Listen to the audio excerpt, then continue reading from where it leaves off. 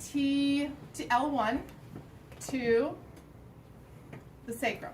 So you go, you want the movement of L1 through L5, right?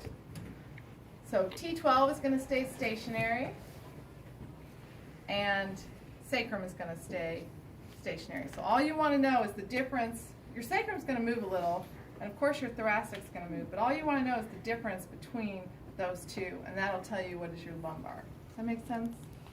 Okay, so when I do this one, I have to get low. Finding L5 is your first, well, finding the PSIS is your first step. So the PSIS are going to be about the same level as the ASIS. So ASIS are a little easier to find. So you can find that first, come straight back, and then try to find those bony prominences of the PSIS. If you come straight in from that, that is L5S1 right there. And if you do a thumb's width up, it's not going to stay. Just hold. There we go. Perfect. Put your arms down right there. Okay. So PSIS, L5S1. So L5, 4, 3, 2, 1.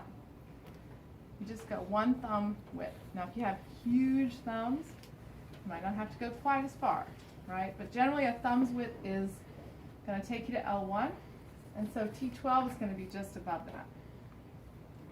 So right on T12 spinous process, it's where you put your first inclinometer and you zero it out. Second one's going to go on the sacrum. So we know where L5S1 is. So the sacrum is going to be right here. And everybody's giggling because they're like, oh my God, too much butt. You have to do it to each other. Sacrum's right there, and we're not like down that far, okay? We're just on the sacrum, right? Sacrum's up here.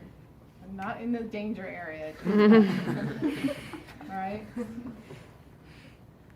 That's why it's good to know your landmarks, because you don't want to accidentally put this in the wrong place, right? Bad. Okay, can everybody that's on this side see that these are at 0? Yeah. You see how I zeroed them because I can move this to 0? Okay, now just bend forward for me, Trey, as far as you can. Keep your, yeah, sure, if you can. Okay. It's got a lot of flexibility. Okay, now stay there. This one says 125. This one says 55. 125 minus 55 is 70. He has 70 degrees of motion. See how that works? You have to do math. Math is everywhere. Okay, let's do extension. I usually let the patient put their hands on their hips if they like, just because sometimes they feel like they're going to fall backwards when they can't put their hands on their hips. So don't go anywhere yet. Zeroing it out. Okay, then I want you to just go back into extension. He is really hyper. Great. Okay, so he was at 60 here, 20 here, so 40. Trey's got a lot of motion in his spine, for sure. Could have been that, Jimmy could have.